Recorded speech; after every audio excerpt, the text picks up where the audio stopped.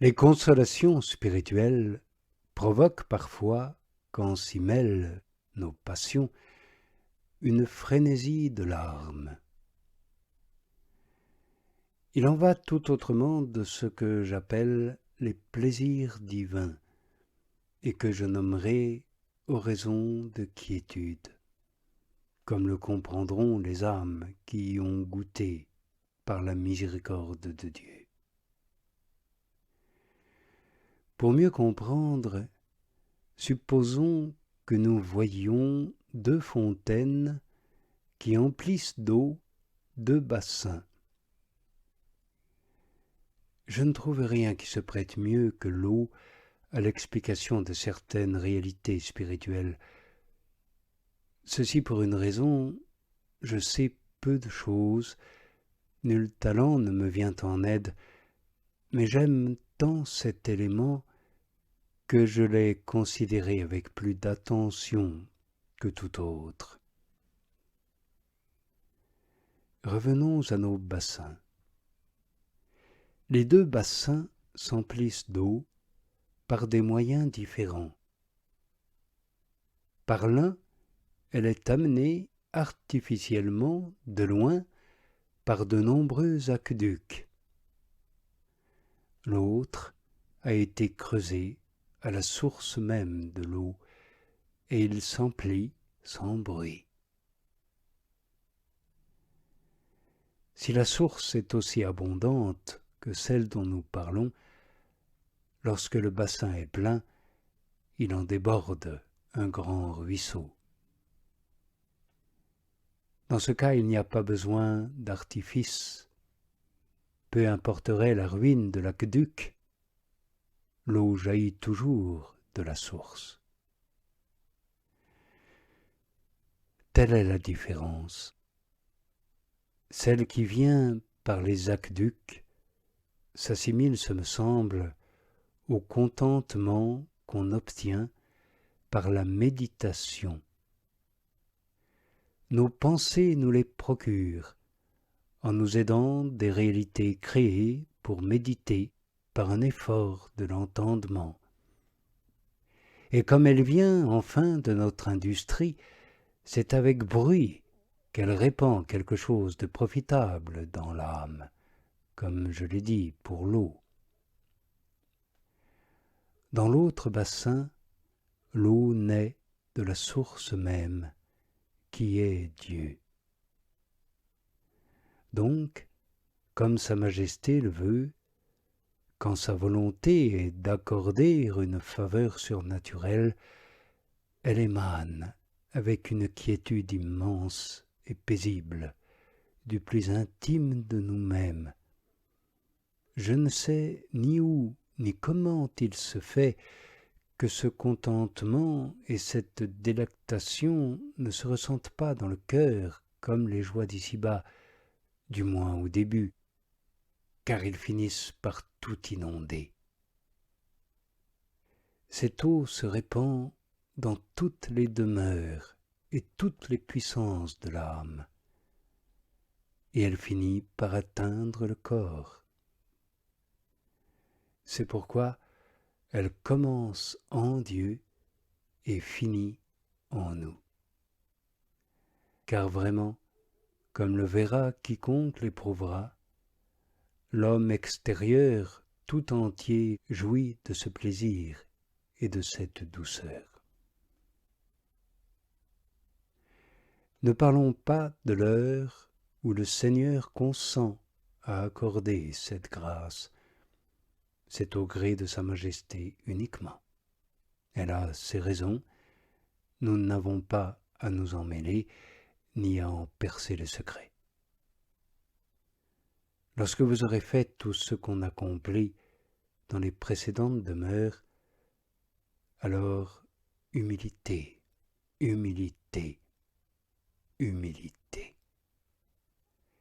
C'est elle qui persuadera le Seigneur de nous accorder tout ce que nous attendons de lui.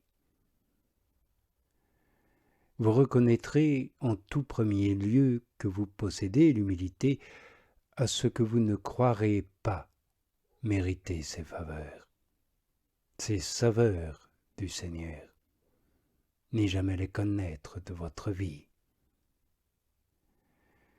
Oui, nous sommes à lui, amis. Qu'il fasse de nous ce qu'il voudra, qu'il nous conduise par le mode qui lui plaira. Je crois bien que si nous nous humilions et détachons vraiment, je dis vraiment, il ne suffit pas que ce soit en pensée, nos pensées nous trompent souvent, mais nous devons être entièrement détachés en acte. Oui, dis-je, si nous nous détachons vraiment, le Seigneur ne manquera pas de nous accorder cette faveur de sa présence, et bien d'autres encore que nous ne saurions désirer.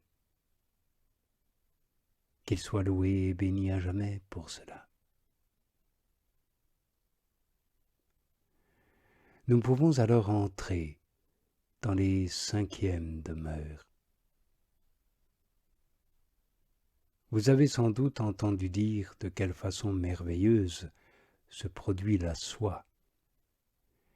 Dieu seul peut inventer chose semblable.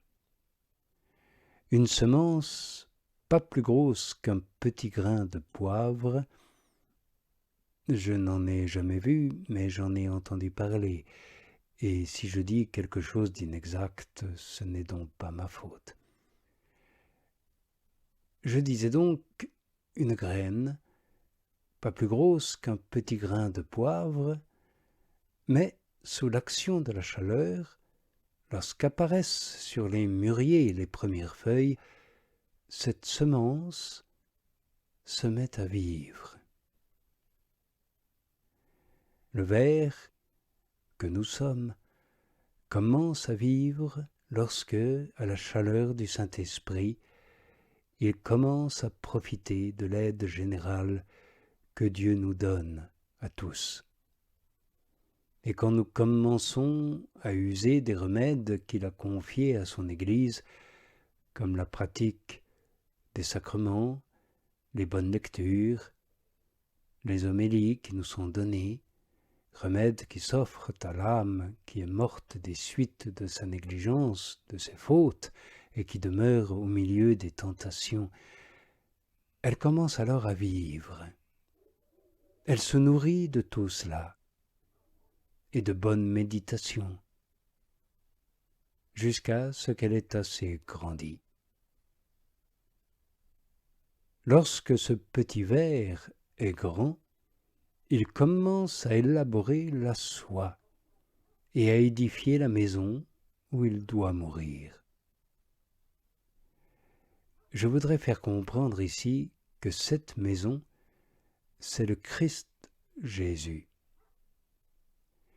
Je crois avoir lu ou entendu quelque part que notre vie est cachée dans le Christ ou en Dieu, c'est tout un, ou que le Christ est notre vie.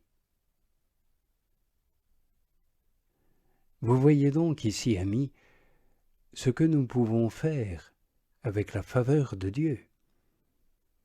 Sa majesté elle-même veut être et peut être notre demeure, comme elle l'est dans ce qu'on appelle l'oraison d'union, où nous pouvons construire avec lui cette demeure. Bien que nous soyons impuissants à susciter cette œuvre du Seigneur, nous pouvons toutefois faire beaucoup si nous nous disposons à ce que Sa Majesté nous accorde cette faveur de faire en nous sa demeure, et ceci en suivant fidèlement Jésus et ses ordonnances évangéliques.